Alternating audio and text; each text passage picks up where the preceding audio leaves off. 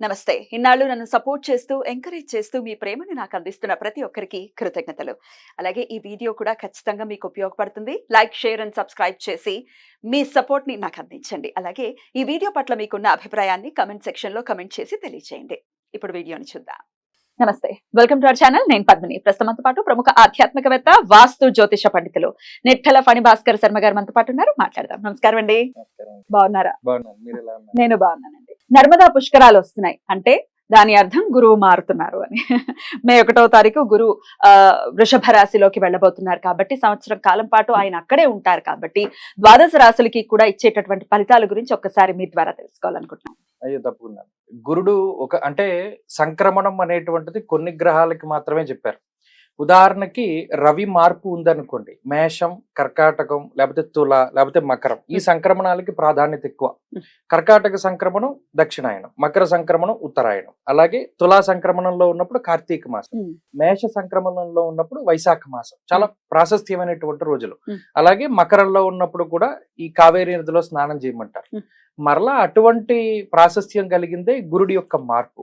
ఈయన ఇప్పుడు మేషరాశి నుండి వదిలిపెట్టి కృత్తిక నక్షత్రం 2వ పాదమైనటువంటి వృషభ రాశిలోకి ఆయన సంచారం చేస్తూ ఉన్నారు.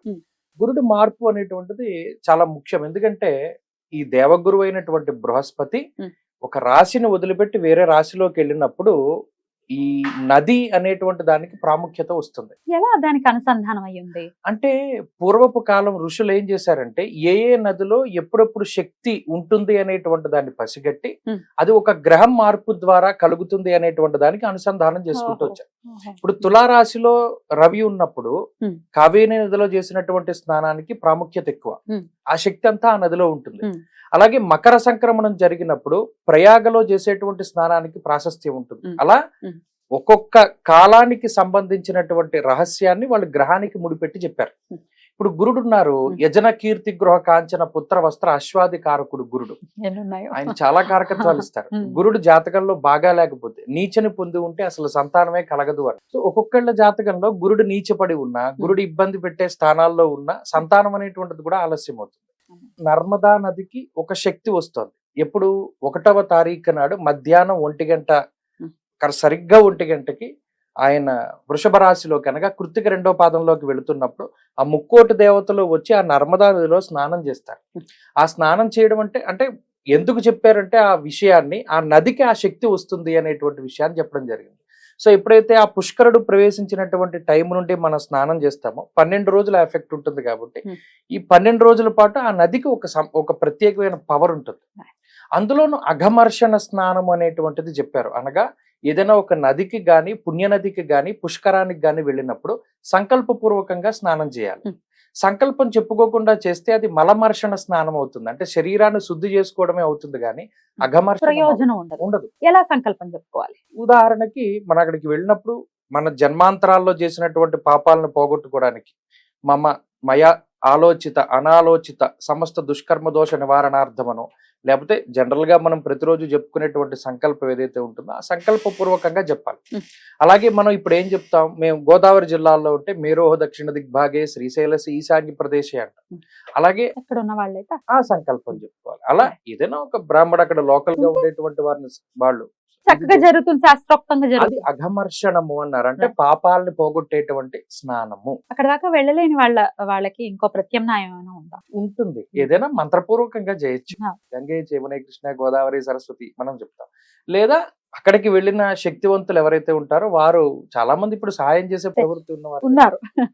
వాళ్ళు ఆ నీళ్లు పోసుకోవచ్చు, సంకల్పం చెప్పుకోవచ్చు. ఏదైనా ఆ నీళ్లకి 12 రోజులు ఆ శక్తి ఉంటుంది కాబట్టి ఇంట్లో అయినా సరే చేయొచ్చు. అద్భుతం. ఇది పుష్కరానికి సంబంధించినటువంటి అంశం. అయితే మరి గురువు మారుతున్నారు కాబట్టి ఎట్లాంటి రిజల్ట్స్ ఇవ్వబోతున్నారు సంవత్సరం కాలం పాటు? మరి ఏమైనా వక్రగతి, మరి మేషరాశి వారికి ఈ సంవత్సరం కాలం పాటు ఎలా ఉండబోతుంది? మేషరాశి వారికి గురుడు 2వ స్థానంలోకి సంచారాన్ని చేస్తారు. 2వ స్థానం అంటే మణిర్ముక్త ఫలం స్వర్ణం రత్న ధాతు కదంబకం యానికానిచ సర్వాణి ధనస్థానాద్వి నిర్ణయ. శ్లోకంలో చెప్పిన విధానంలో దీని ధనస్థానం అన్నారు.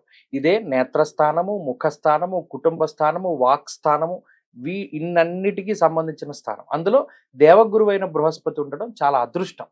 ముఖ్యంగా దీనికి ఇంకో కాన్సెప్ట్ కూడా ఉంటుంది, మూర్తిమంతాలు అంటారు. అనగా గురుడు మారేటువంటి సమయానికి చంద్రుడు ఏ రాశిలో ఉన్నారో పరిశీలన చేసుకుని ఆ చంద్రగురుల సంచారాన్ని అనుసరించి ఒక్కొక్క రాశికి ఒక్కొక్క మూర్తిత్వాన్ని ఇస్తారు, అదే ఫాస్ట్ వెళ్ళిపోతారుగా చంద్రుడు. మారుతూ ఉంటారు. మ్మ్. ఉదాహరణకి ఇప్పుడు గురుడు ఎన్నింటికి మారుతున్నారు? 1వ తారీఖు మధ్యాహ్నం 1 గంటకి. అవును. ఆ సమయానికి చంద్రుడు ఏ రాశిలో ఉన్నారో చూసుకుని మ్మ్. ఆ రాశి మేషానికి ఎన్నో రాశి అవుతుందో చూసుకుని మూర్తిత్వాన్ని కడతారు.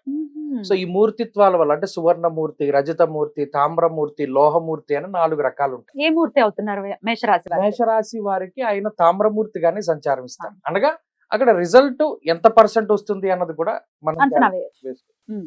అయితే 2వ స్థానం చాలా మంచిది. సరే, మూర్తిత్వాలను కూడా దృష్టిలో పెట్టుకుని చెప్తే మనస్సౌఖ్యం యశోవృద్ధిం సౌభాగ్యంచ ధనాగమ. గోచారంలో చెప్పిన శ్లోకం ఏంటి అంటే మానసికమైన ప్రశాంతత వస్తుంది. అది ధనస్థానం కాబట్టి గురుడు చాలా గొప్ప గ్రహం. బృహస్పతి స్థితే లగ్నే దివ్యదేహో సుభాషిత. లగ్నంలో ఉంటే గొప్ప దేహాన్ని ఇస్తాడు, అనగా ఎక్స్పాన్షన్ చేస్తాడు దేన్నైనా సరే. చెడైతే చెడుని ఎక్స్పాన్షన్ చేస్తారు, మంచి అయితే మంచిని చేస్తారు. Right. ఇప్పుడు 2వ స్థానంలో గురుడు ఉండడం, గురుడు వాక్కారకుడిగా చెప్తారు. వాక్కారకుడు ఎప్పుడైతే వాక్ స్థానం అందు ఉన్నారో వాళ్ళు అనర్గళమైనటువంటి ప్రతిభని ప్రదర్శించగలుగుతారు. Beautiful. అలాగే యశస్సు అనగా కీర్తి ప్రతిష్టలు అది వృద్ధి చెందుతుంది. అలాగే ఆదాయం అభివృద్ధి చెందుతుంది. ఇందాక గురుడికి చెప్పిన కారకత్వాలు యజన, కీర్తి, గృహ, కాంచన, పుత్ర, వస్త్ర, అశ్వాది కారకుడు కాబట్టి ఎవరైనా వివాహం కానటువంటి వారికి వివాహం జరిపించడం, అలాగే సంతానం కలగడం, అలాగే బంగారాన్ని కొనుగోలు చేయడం, వాహనాలను కొనుగోలు చేయడం, అలాగే యజ్ఞయాగాది క్రతువులను చేయడం, లేదా వాళ్ళు ఏదైనా ఈ మాటలకి సంబంధించిన ఫీల్డ్స్ కొన్ని ఉంటాయి. ఉదాహరణకి ఇప్పుడు ఈ సోషల్ మీడియాలో ఎవరైనా యాంకరింగ్ చేసేవాళ్ళు, లేదా ఏదైనా కళలకి సంబంధించిన వృత్తులు ఉంటాయి, వాళ్ళందరూ విశేషమైనటువంటి లాభాన్ని పొందుతారు, జనాకర్షణ కలుగుతుంది. అద్భుతం. అలాగే గృహయోగం కలుగుతుంది. మెయిన్ మేషరాశి వాళ్ళు ఎవరైనా ఇల్లు కట్టుకోవాలి, లేదా స్థలం కొనుక్కోవాలి, పొలం కొనుక్కుంటారు, లేదా ఇల్లు అమ్ముడవ్వాలి, అమ్ముడవుతుంది. ఇలా ఏది ఏమైనా సరే గురుడు అన్ని విధాలుగా ఆదాయాన్ని పెంచుతూ ఉంటారు. వ్యాపారాభివృద్ధి, ఉద్యోగాభివృద్ధి, సంతానాభివృద్ధి, కుటుంబాభివృద్ధిలో అన్ని అభివృద్ధిలే ఉంటాయి. అద్భుతం. అయితే చాలా మంచి పీరియడ్ గా కన్సిడర్ చేయొచ్చు మేషరాశి వారికి. వక్రగతులు ఉంటాయి, రుజుమార్గాలు ఉంటాయి. ఏదేమైనా ఈ సంవత్సరం మొత్తం వృషభంలోనే ఉంటారు కాబట్టి సంవత్సరం మొత్తం ఈ రాశిలో సంచారం చేస్తూ ఉన్న కాలం అంతా మేషరాశి వారికి మంచిది. అయినప్పటికీ ఏదైనా ఆరాధన చేసుకోవచ్చు. గురుబలాన్ని సాధారణంగా పెంచుకోవడానికి గురువు యొక్క ఆరాధనే మంచిది. ఇక్కడ గురువులు అంటే వారి యొక్క గురువులు, లేదా తల్లిదండ్రులు, లేదా వాళ్ళ కుల గురువులు, లేదా వాళ్ళ వృత్తిలో గురువులు, లేదా దైవాన్ని చూసుకుంటే దత్తాత్రేయ స్వామి వారి దగ్గర నుండి దక్షిణామూర్తి వరకు అందరూ గురు స్వరూపం. ఎవరినైనా ఆరాధన చేయొచ్చు. తప్పకుండా. మంచి కాలం కాబట్టి, చాలా యోగవంతమైనటువంటి కాలం కాబట్టి వీరికి చాలా పీస్ఫుల్ గానే ఎలాగో ఉంటుంది, అలాగే ఉండాలి అని మనస్ఫూర్తిగా కోరుకుంటూ చాలా అద్భుతంగా మాకు వివరించారండి. నెక్స్ట్ ఎపిసోడ్ లో వృషభ రాశి గురించి మాట్లాడుకుందాం. థ్యాంక్ యూ సో మచ్ అండి. నమస్తే.